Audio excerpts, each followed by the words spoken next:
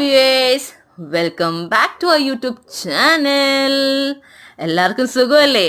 നമുക്കും സുഖമാണ്. ഇന്നൊരു ചെറിയ കഥയാണ് ഗൈസ്. ട്രിവാൻഡ്രം സെൻട്രലിൽ നിന്നും എറണാകുളത്ത് പോകുന്ന യാത്രയാണ് ഇത്. അങ്ങനെ ഈ വണ്ടി അനങ്ങി തുടങ്ങി. ആക്ച്വലി 3 മണിക്കുള്ള വണ്ടിയിലാണ് ഞങ്ങൾക്ക് കയറേണ്ടത്. പക്ഷെ കയറിയതോ 4:45, കാരണം ഞാനെപ്പോഴും ലേറ്റ് ആണല്ലോ.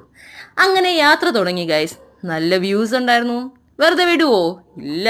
അങ്ങനെ ഞാൻ വീഡിയോസ് എടുത്തു, ഫോട്ടോസ് എടുത്തു. അങ്ങനെ കുറേ ഇരിക്കേ വിശപ്പ് തുടങ്ങി ഗൈസ്. ആ ബജിയുടെ വീഡിയോ ഇല്ലേ, അത് മുന്നോട്ട് പോയി.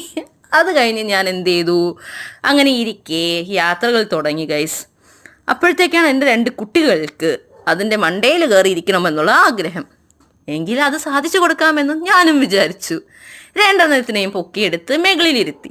അപ്പോഴോ രണ്ടും അവിടെ ഇരുന്നു ബഹളമായിരുന്നു ഗൈസ്. അവിടെ യാത്ര തുടങ്ങിയപ്പോഴത്തേക്ക് ഒരാൾക്ക് കപ്പലണ്ടി മുട്ടായി വേണം, ഒരാൾക്ക് മസാല കപ്പലണ്ടി വേണം.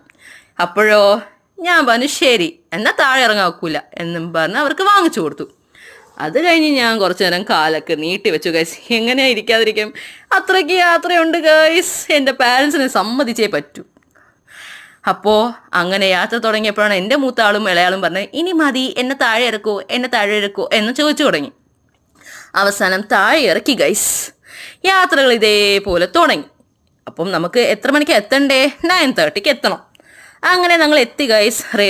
റെയിൽവേ സ്റ്റേഷൻ എത്തി. എൻ്റെ അച്ഛനും അമ്മയും വിളിക്കാൻ വന്നു. അച്ഛനും അമ്മയല്ല, ബാപ്പയും അമ്മയും വിളിക്കാൻ വന്നു. അത് കഴിഞ്ഞ് ഫുഡ് അടിക്കാൻ പോയി ഗൈസ്. വേറൊരു ട്വിസ്റ്റ് അറിയണ്ടേ?